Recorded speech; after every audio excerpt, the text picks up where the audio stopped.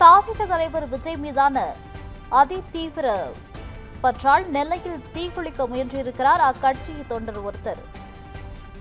முக்கிய செய்தியாக பார்த்து வருகிறோம். தாவிக தலைவர் விஜய் மீதான அதிதீவிர பற்றால் சென்னையில் தீக்குளிக்க முயன்றிருக்கிறார் அக்கட்சியில் தொண்டர் ஒருவர்.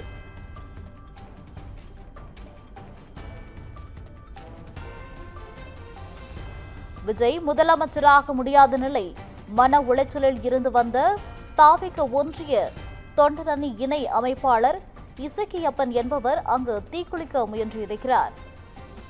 மேலும் உடனிருந்தோர் அவர்களை மீட்டு மருத்துவமனையில் அனுமதித்திருக்கிறார்கள்.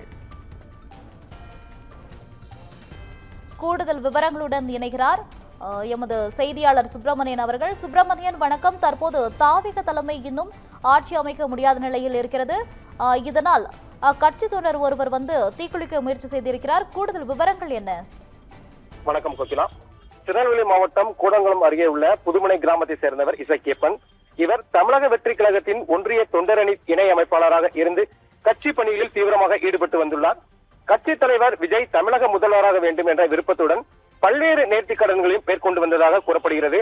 கடந்த 4 மாதங்களுக்கு முன்பு விஜய் முதல்வராக வேண்டி சுமார் 16 அடி நீளமுள்ள வேலை உடலில் அழகு குத்திக் கொண்டு நேர்த்திக்கடன் செலுத்தியிருந்தார். அப்போது அவர் செயல்பாடு சமூக வலைதளங்களில் பரவலாக பேசப்பட்டது.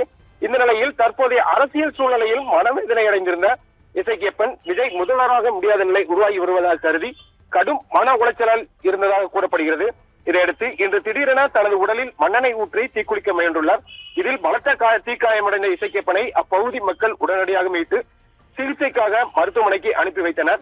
பின்னர் மேல் சிகிச்சைக்காக ஆசாரிப்பள்ளம் அரசு மருத்துவக் கல்லூரி மருத்துவமனைக்கு கொண்டு செல்லப்பட்டார். அவர் அங்கு தீவிர சிகிச்சை பிரிவில் அனுமதிக்கப்பட்டு சிகிச்சை பெற்று வருகிறார்.